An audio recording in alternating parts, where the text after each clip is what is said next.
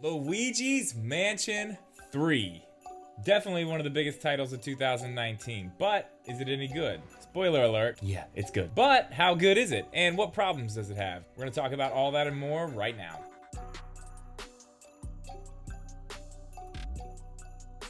What's up guys, Chris here. Thanks so much for stopping in. Smash that like button and let's get right into this. Alright, so Luigi's Mansion 3 starts out with Luigi and all his friends on a bus headed to a place called the Last Resort. They've been invited by the owner to stay as VIP guests in the hotel. Soon after arriving, they're shown to their rooms and they all go to bed, which is not really the first thing I do when I get to an awesome resort, but hey, whatever. We're talking about a game in the Mario universe, so, you know, story's probably not gonna be the biggest highlight of the game. So Luigi wakes up to find his friends have all been put into paintings. These paintings have been scattered throughout the hotel, and it's your job to explore each floor of the hotel and find the paintings and free your friends. Luckily, just by chance, your old pal, Professor Egad, just happens to be in the hotel too. Crazy, right? So after you meet up with him, you set out and start unlocking the different floors of the hotel, and you do that by collecting elevator buttons. Each floor has its own theme, and honestly, some of them are so crazy, I forgot I was even in the hotel at all at some points. From Egyptian pyramids to what seem like underground caverns, the level design and variety in this game is absolutely amazing. The lower levels start you off with some fairly straightforward puzzles and enemies, but as you start working your way up, they really start throwing some challenge at you. Not only does it get more challenging as you progress, but they really did a great job mixing up the gameplay. A lot of times games get stuck in a loop where you're kind of feeling like you're doing the same thing over and over.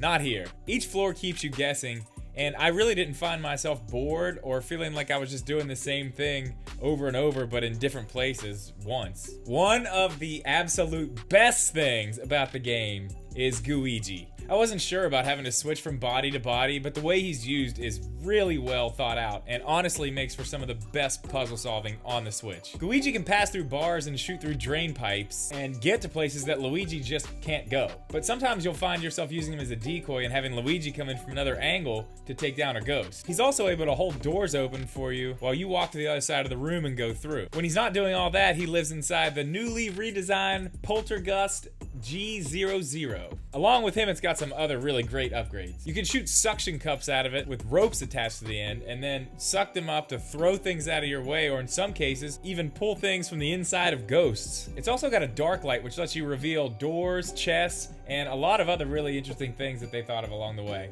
And now instead of just sucking up ghosts after you stun them with your flashlight, you actually get to throw them around the room into each other and off the walls. As far as gameplay goes, this is the most satisfying part of the game. I don't know what it is about throwing those ghosts around and slamming them into things, but it feels good.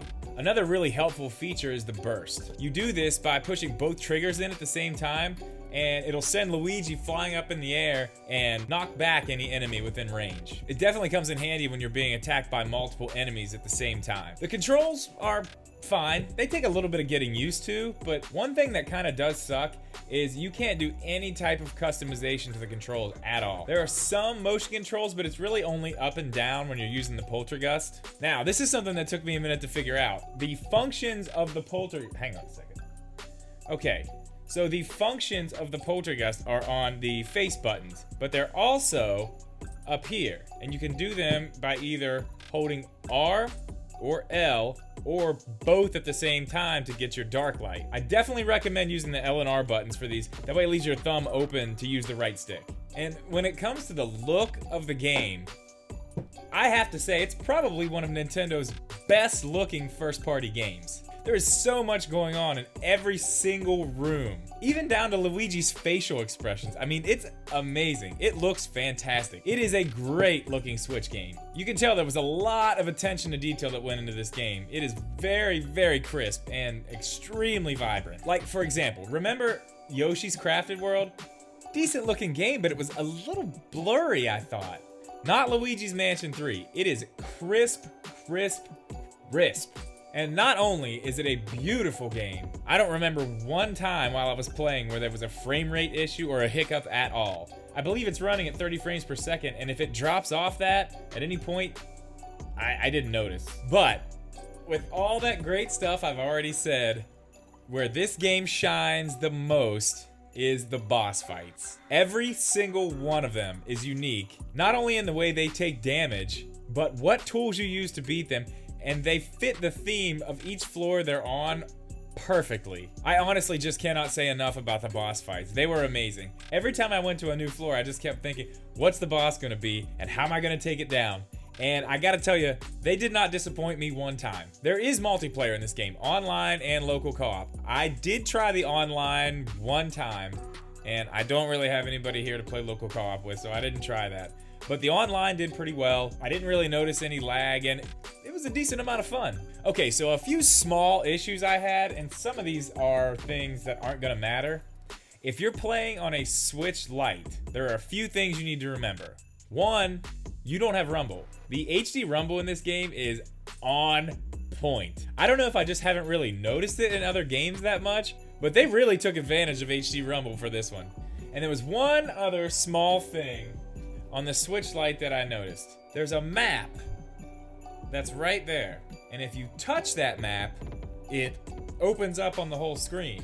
Now my finger would slide from here and touch the screen, and then that map would just come out in front of whatever I was trying to do. And at first, I couldn't even figure out what I was doing wrong or how to even get it to go away. So I did start the game on the Switch Lite, but I ended up moving over to the original Switch just because I needed a little bit of extra room for this one. Oh, and yes, docked mode. Ooh. Other than that, I thought it was a little weird. As you go through the game, you collect so much money, like crazy amounts of money, but there's nothing to really spend it on. I mean, yeah, there's a shop, but there's nothing in the shop. The only thing that's there are bones that keep you from dying, and these other things to help you find booze and gems. And if you're looking for a challenge, that's where it's at. The booze and the gems. If you really want something extra to do after you beat the game, that's where it's at. I mean, other than that, I don't really have any complaints with this game. It checks all the boxes. Visuals, gameplay variety, and it's just an all-around great time on the Switch. So if you can't tell by now, I'll just go ahead and say it. Yes, you should go buy Luigi's Mansion 3. And I know there's still a few more games to come out this year, but I gotta say, this is probably the best game on the Switch this year. But guys, that's all I got for this one. As always, thank you so much for stopping in. If you would, please leave a like on this video on your way out. And if you're not, make sure you subscribe. And we will see you in the next one.